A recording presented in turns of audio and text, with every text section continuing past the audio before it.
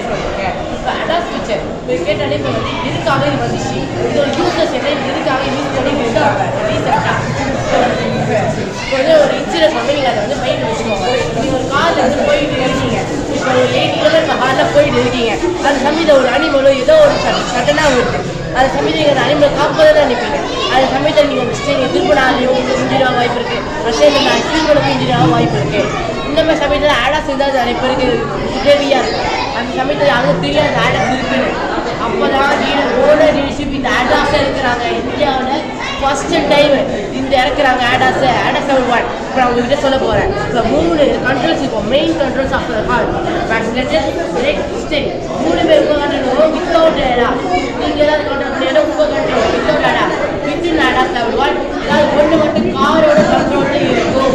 இப்போ நான் பிரேக் எடுக்கிறேன். இப்போ நீங்கள் வந்து நான் சொன்ன சிச்சுவேஷன் நீங்கள் வந்து புரிஞ்சுக்கோங்க.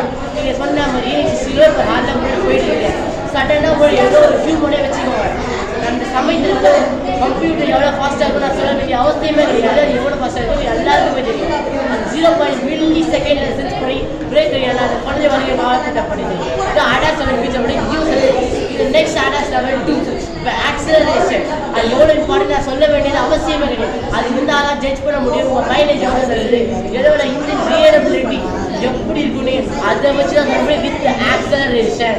இப்போ ஆக்சலரேஷன் பற்றி பார்ப்போம். இதை வந்து இப்போ நீங்கள் வந்து human mind set 60 kilometre set பண்ணிட்டீங்கன்னா உங்களால் மைண்ட் செட் பண்ண முடியும். ஆனால் ஹியூமனோட மைண்டை வந்து 60 கிலோமீட்டர் மேலேயும் போக வாய்ப்பு இருக்குது, கீழேயும் போக வாய்ப்பு இருக்குது. ஆனால் அதுக்கு மாறாக தான் க்ரூஸ் கண்ட்ரோல் கொண்டு வராங்க. கார் கம்பெனி வந்து க்ரூஸை கொண்டு வராங்க.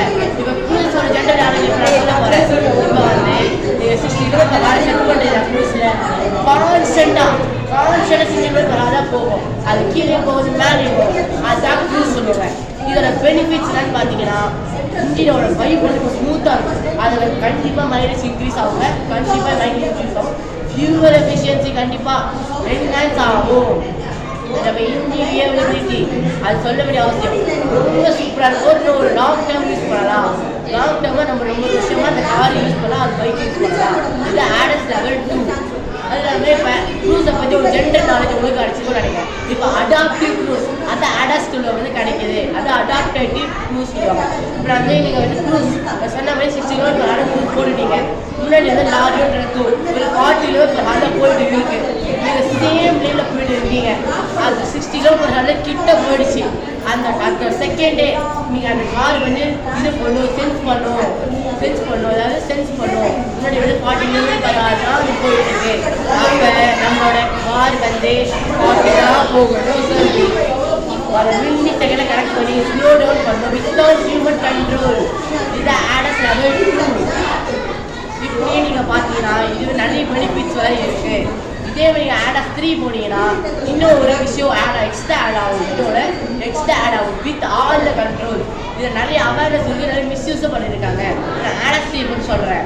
இப்போ வந்து நீங்கள் சொன்ன மாதிரியே 3 விஷயம் மெயின் இம்பார்ட்டன்ட் சொன்னேன். ஏன்னா 2 மட்டும்தான் அந்த காரோட கண்ட்ரோல் சொன்னேன். ஆடாஸ் 3 சொல்ல வேண்டியது எல்லாமே காரோட கண்ட்ரோல்ஸ் இருக்கும். ஆனால் அது சிஸ்டம் அது என்ன ஆகும் யாருக்கும் தெரியாது. அதனால் நீங்கள் அது கண்காணிச்சுட்டே இருக்கணும். நிறைய பேர் இதை வந்து ஆன் பண்ணி விட்டுட்டு அது சேஃப்டி பர்பஸ்க்காக மட்டும் நிறைய தவிர இது என்டர்டைன்மெண்ட் பர்பஸ் கிடையாது.